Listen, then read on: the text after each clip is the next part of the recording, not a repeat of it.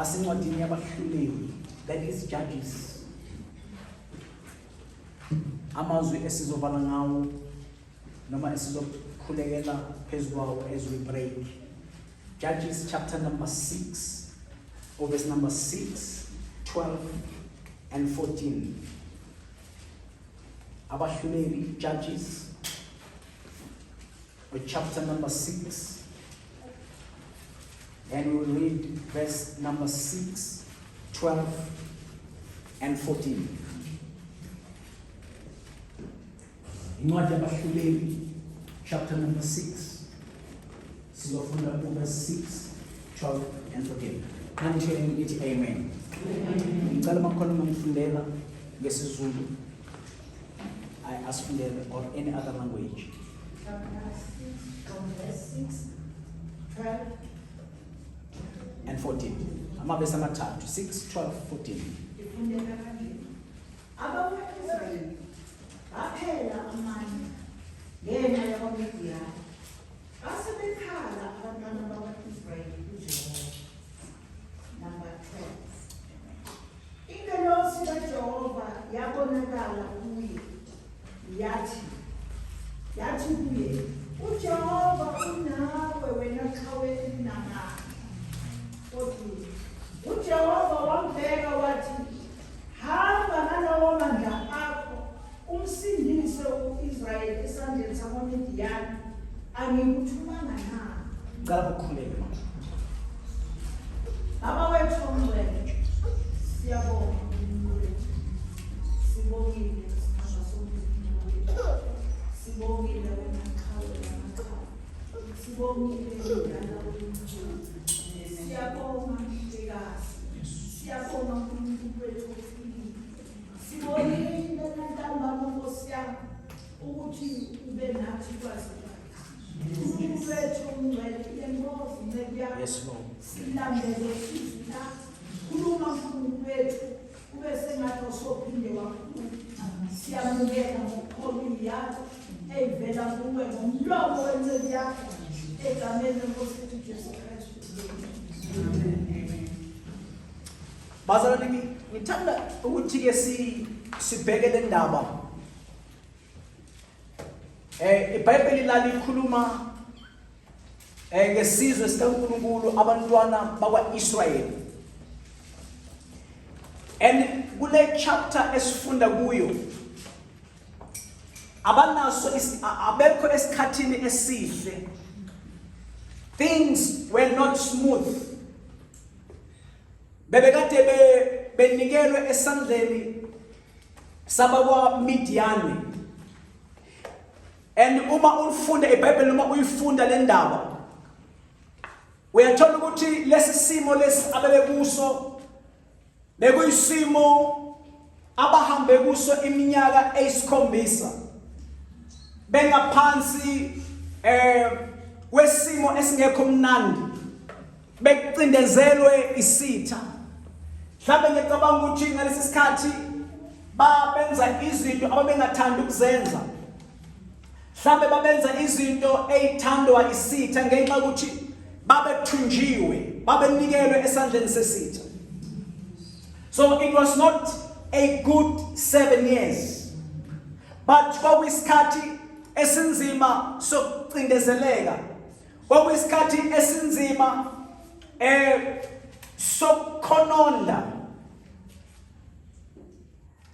nokungajabuli. Injabulo yabo yayintshontshelekile ngenxa yesitha. Although beyisizwe sikaJehova, although behamba ezithembisweni uNkulunkulu abebenikeze zona, but a period of 7 years yenzeka abantwana bakaNkulunkulu ukuthi babe sendaweni yokuthunjwa. iBhayibheli mawulifunda liyakuveza ukuthi nakuba isandla sabakwaMidiyani sasi-heavy phezu kwabo, ikhona imizamo in their trouble, ikhona imizamo ekucindezelekeni kwayo. Ababenza babezama ukuyenza with their strength. IBhayibheli iveza ukuthi babezama ukuzenzela imihume. Yacabanga ukuthi ugogo nenamuzwa uma ekhuluma ngezinqaba. Bebasenzela imihume ababeqasha kuyo. Bebaseyindawo entabeni ababehlala kuzo. IBhayibheli liyaveza ukuthi bekukhona nezinqaba. Abebekade besenze, so it's like bebengasekho endaweni ecomfortable yabo. Kodwa bebeya endaweni lapho becabanga khona ukuthi bangathola ukusizakala. Mawufunda iBhayibheli alivezi ukuthi baba nokusizakala sebelapho. IBhayibheli iveza ukuthi in that area noma bezama ukuyisindisa bona, noma bezama ukuqasha, noma bezama ukwenza izinto ngendlela yabo, iBhayibheli lithi babelima ngaso isikhathi sokuhlushwa. Bebelima beshala.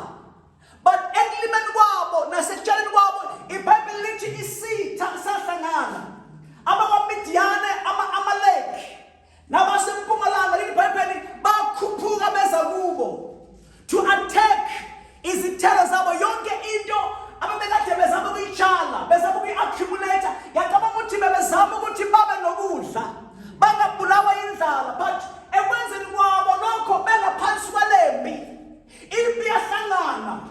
Kwahlangana izinto, bahlangana abasempumalanga njengoba iBhayibheli lisho, ama-Amaleki nabamidiyane, and iBhayibheli lithi bachitha zonke izithelo zabo, bachitha konke ukudla kwabo, bachitha izimvu, izinkomo nezimbongolo. So you understand ukuthi makukhulunywa ngazo zonke lezi zinto, it means in our time, i-investment yakho obunayo, izinto zakho ebezikwenza ube negama ukuthi this is what I have emhlabeni. Isitha siyaqhamuka to destroy, to wipe out. Basala bengenazo izinto ababekade bazi-accumulate njengesizwe. Bengesisona isikhathi esimnandi. Bekuyisikhathi sokuphilazeka. Mawufunda iBhayibheli liyaveza ukuthi even ezweni nakhona bafika babhubhisa yonke into. Ngenxa ukuthi kwakuyisithi, kwakuyini bazalwane? Nikhona? Kwakuyini bazalwane? Kwakuyisitha. Njengabantu bakaNkulunkulu, njengabantwana bakaNkulunkulu, sihamba emhlabeni, sihlangane nezimpi, sihlangane nama-attacks. Noma sometimes ungathi ukholwa, noma uyakholwa ukufunda iBhayibheli, uya endlini kaJehova, but izinto ikhathi ayifani. Kuyenzeka kufike khona, kuyenzeka kube khona izikhathi ezinzima, ikhathi enjalo bazalwane.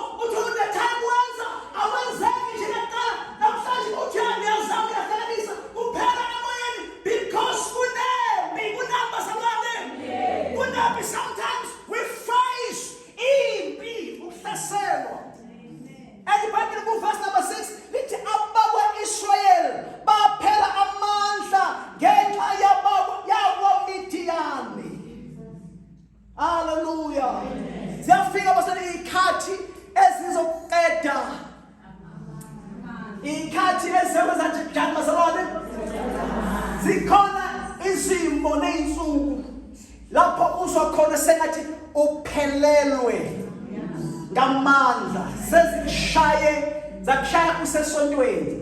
And mawuthi ubheka abanye abantu bona begqoke kahle benuka ama-perfume, because some of us sesafunda ukufaka ama-perfume are expensive noma sikhala.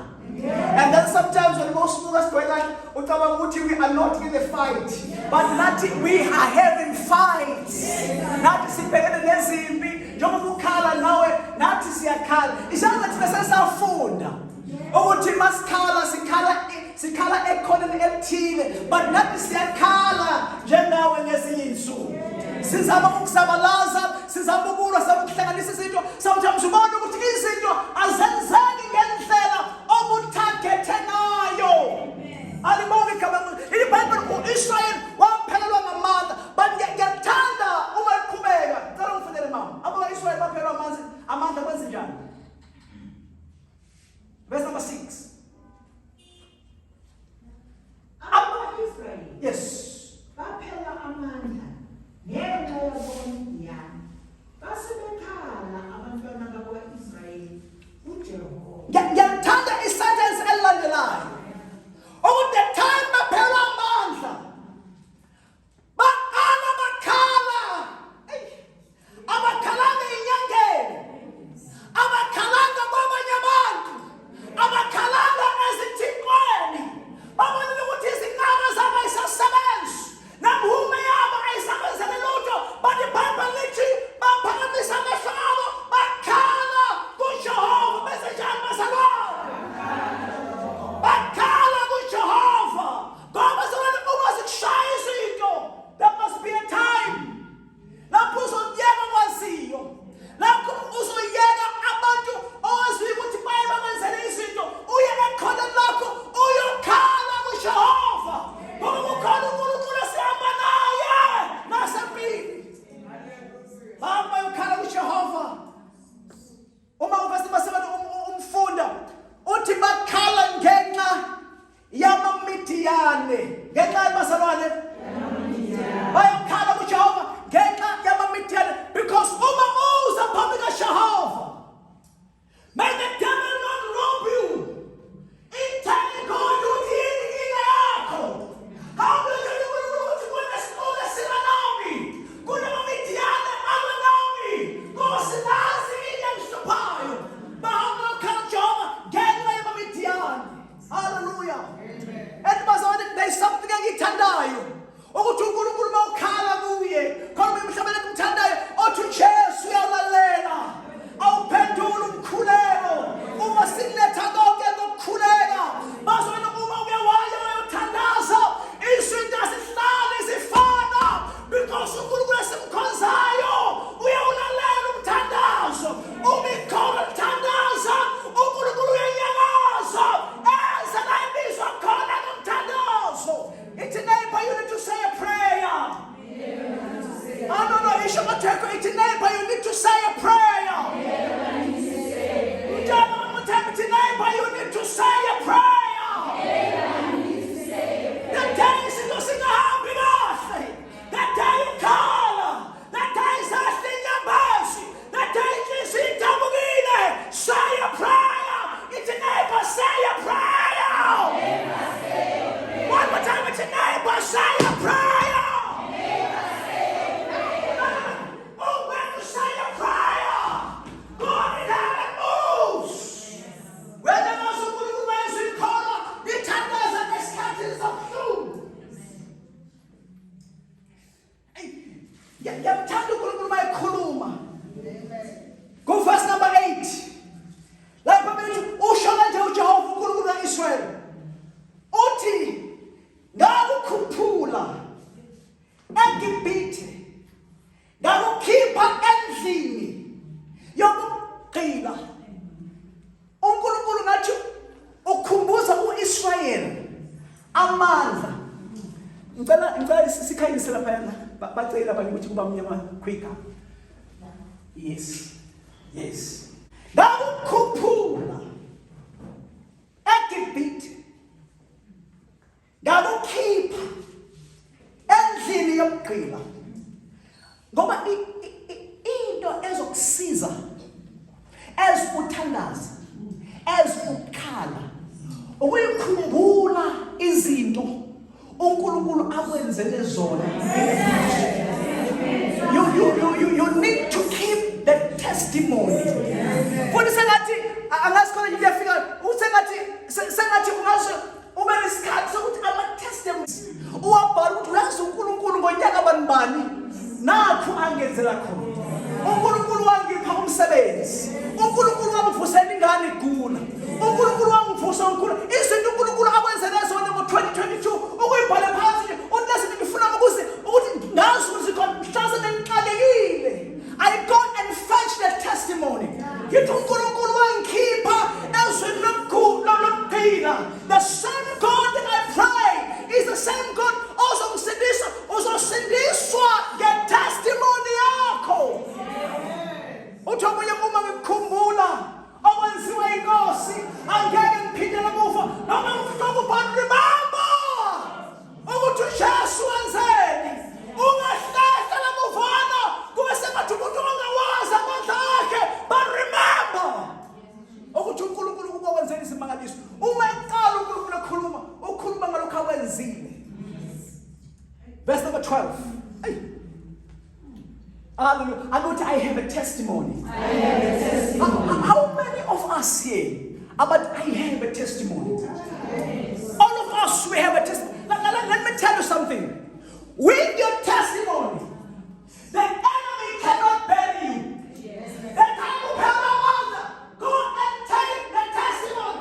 Utikiamas, umshedwa, amasali, agala, agala nishie, rasalami, anuwe kama itineva. Yamasi, umshedwa, tena nama sema adama. Yamasi.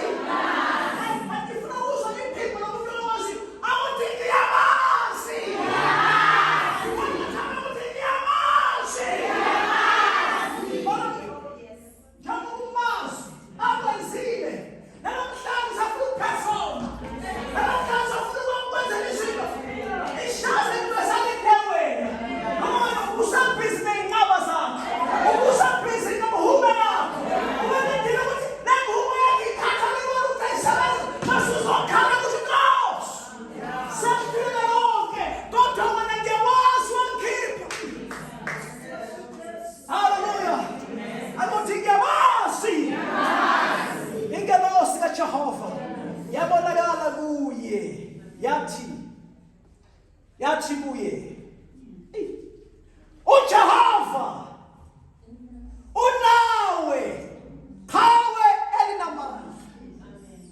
Akuthi uJehova unawe hawe elinamandla. Sangathi basawukhohliwe mzali wasedube ukuthi kunoJehova nawe ake uthi unami. Sometimes kuba sihamba mbili kuze kube sengathi uhamba wedwa, kube ngathi uNkulunkulu ukushiyile, but umuthandaza uthi omunye uma ngiguqa ngamadolo ngikhulela ngiyawezwa amandla akhe. Ikhona into eyenzakalayo uma ngithandaza efakazelayo ukuthi yena unami, akuthi unami. Hallelujah. Jehova nawe wena hawe elinamandla. Hallelujah. Yabuza indoda kaNkulunkulu ukuthi kodwa Nkosi mawunami why lokhu kusehlele? Konke lokhu kusehlele ngani na? Mawushayekile basala kuze kube sengathi ungabuza ibuzo kodwa Nkosi ngoba ngiyakholwa nje. Nkosi lokhu kusehlele ngani na? Hallelujah. Ake uthi kodwa unami. Hallelujah. Angimthola uNkulunkulu lana debate lokhu. This is verse number 13. Angimthola uNkulunkulu debate lokhu. Lo mbuzo awubuzayo uGideon.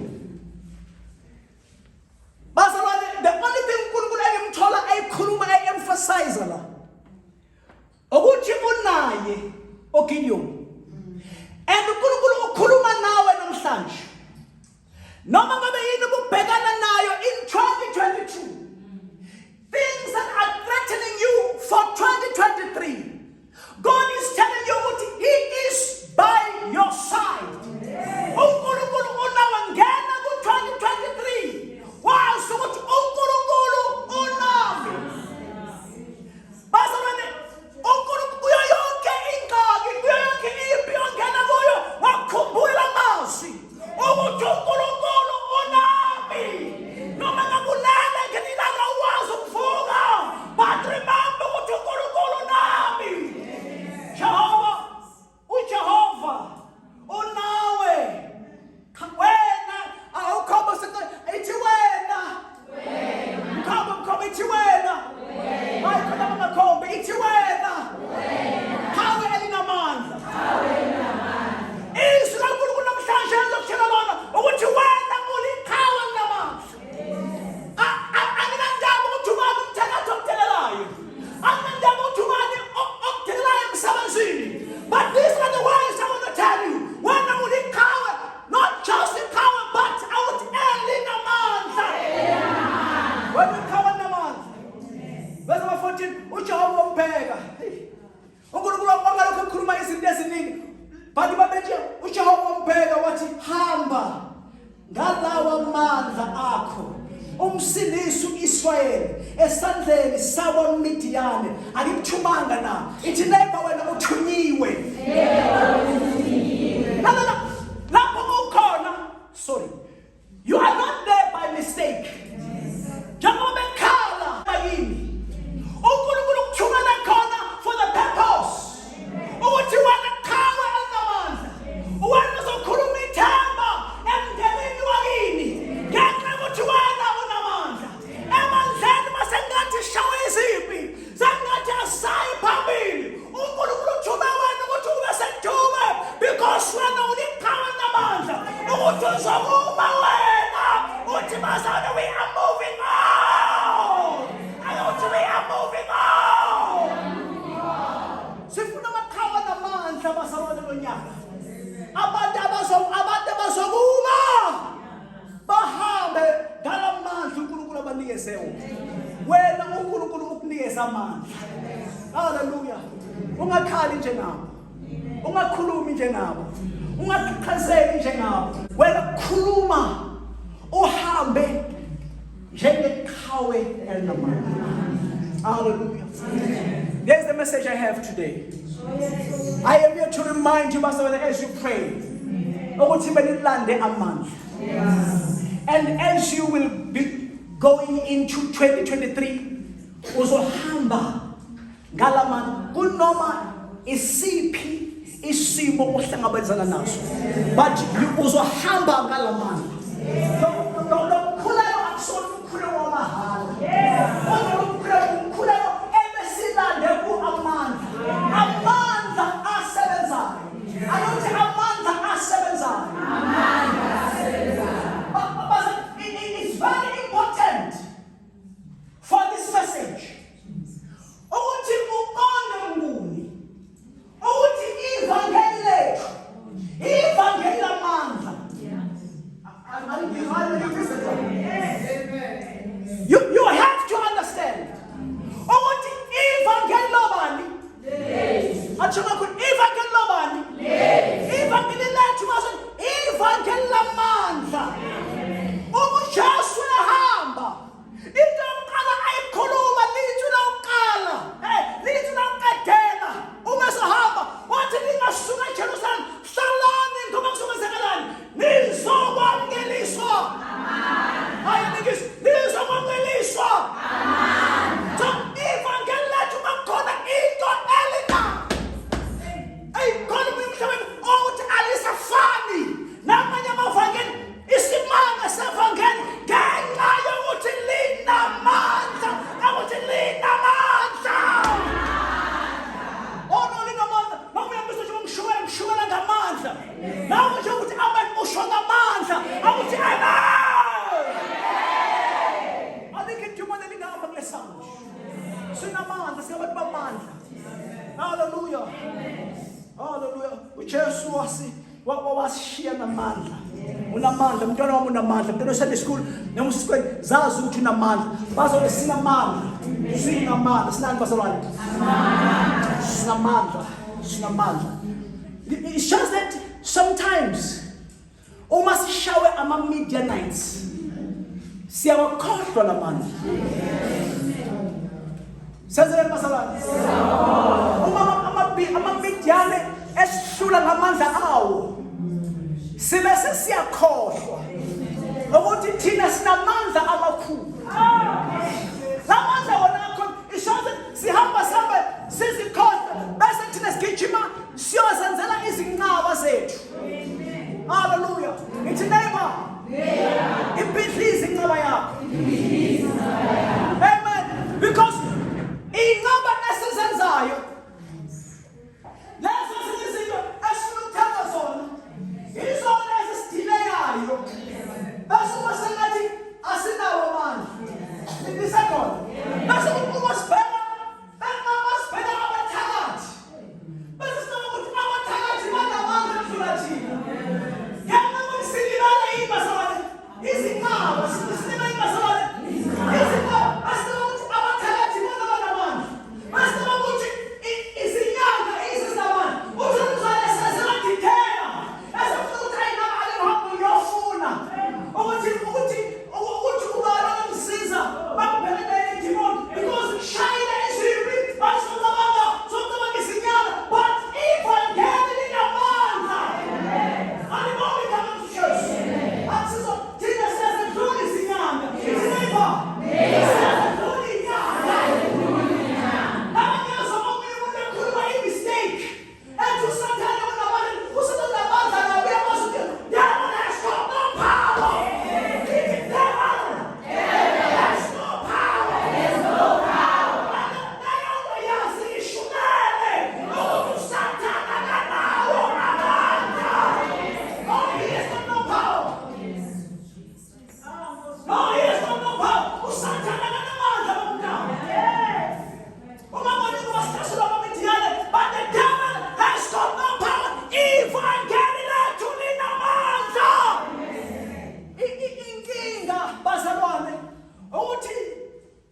Siyawathanda lamandla kodwa asinaso isikhathi sokuwafuna. Lamandla lawo anomthetho bamncane ukhokhuqobiza uthe yonke into inomthetho wayo. Lamandla anomthetho wawo. Amandla ayafunwa. Ithi neighbor, amandla ayafunwa. But no, the problem ukuthi njengamandla elinamandla asisanaso isikhathi sokuyofuna amandla. We are too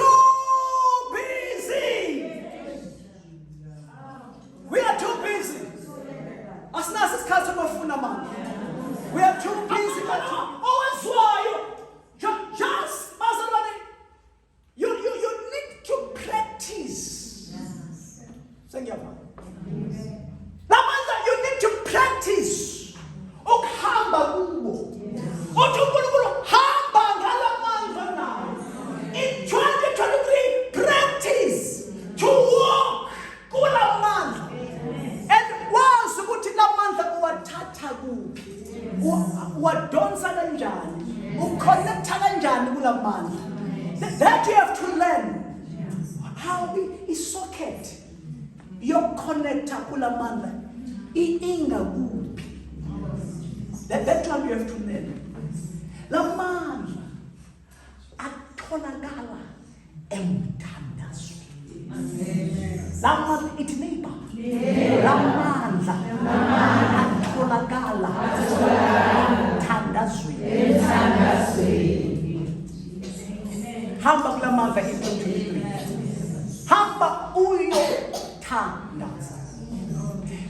And ama-Midiane angeke akuvumele ukuthi uqonde imfihlakalo yamandla. Usathane angeke avume ukuthi uqonde imfihlakalo yamandla. Usathane njalo uyamrobha ukuthi ukhathale. Usathane uyamrobha njalo ukuthi uzabule. But bazalwane, ngoni mhlambe ngibona uzomfakazela lokho. Mhlawumbe uzomfakazela. Lamandla addictive mamdusi. Uzomfakazela. Lamandla addictive. Once you experience, I will say